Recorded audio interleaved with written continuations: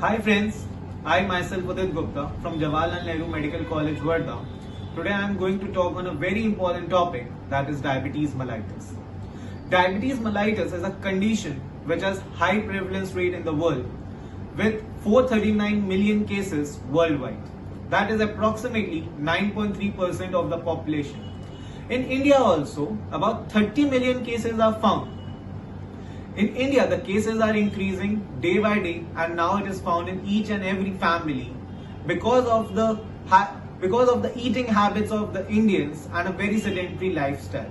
Most of the Indians are now shifting from rural to urban areas, and they are more involved into office work, because of which they are having a very sedentary lifestyle and they don't do any exercises at all. On the second point, second is the eating habit, which I already told. The Indians have a extra fonding nature for puris, aloo and samosas, which are deeply fried, and they lead to serious complications later on. All the foods which are having high glycemic index, they can lead to diabetes mellitus, and they're all very rich in carbohydrates and fats. I'm again specifying it. The Indians are also more into addictions now, like there are a lot of cigarette smoking is seen, as well as people are more fond of alcohol, which are the main causative agents of this diabetes mellitus. Now, what will be the symptoms if a person is affected with diabetes mellitus? He'll have a more eating habit, like if a normal person eats 2 chapatis, he'll be eating 4 to 5 chapatis, and he'll still be hungry. A person will have a lot of thirst, although he is drinking normally, but again and again he'll be asking for water. He'll have a tingling sensation on his feet, he'll have burning foot, and also he'll have polyuria. That means he'll be frequently urinating. Now these symptoms you'll think are very generalized, and the person does not acknowledges it at the right time.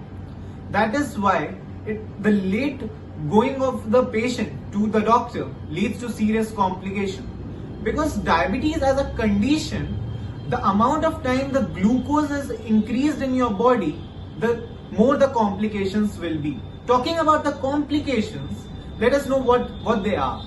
There are many pathies like retinopathies, neuropathy, nephropathy. What a pathy? A pathy is a disease pertaining to a specific organ. When I talk about retinopathy, it means it is related to retina. When I am talking about neuro, it is related to brain. In brain, it means it can cause stroke, ischemic strokes. Then the last pathy, nephropathy. It can cause diabetic nephropathy, leading to severe renal abnormalities.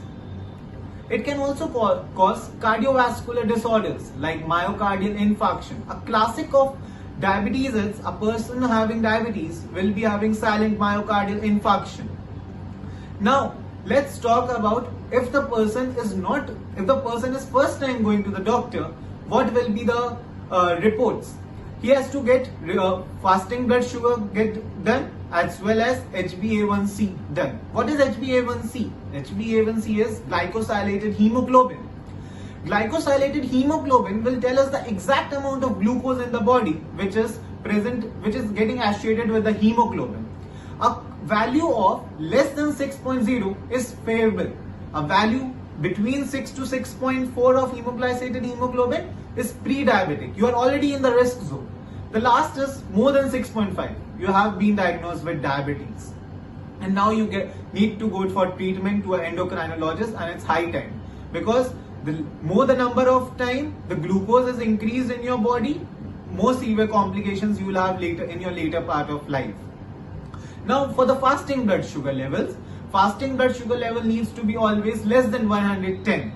Less than 110 means it's okay.